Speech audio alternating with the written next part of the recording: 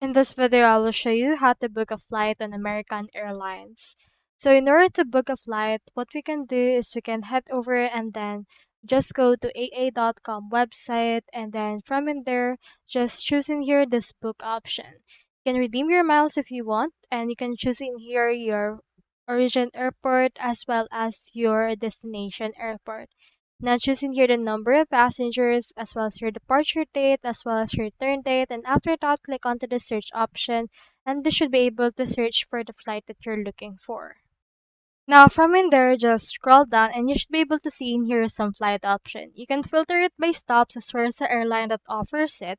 And then you can see in here the departure time as well as the arrival time. You can see that this one has one stop. However, if you want a non-stop, you can just filter it right here, and then if it's available it will show right there as well. So let's choose in here one step or fewer and click on done, and we have in here this option. Just head over and then expand in here, then choose one of the fares that is available, and then from in there click on the select option, and then once you have selected your departure time, just head over and then select your actual return flight, and then from in there you should be able to book it on the American Airlines website.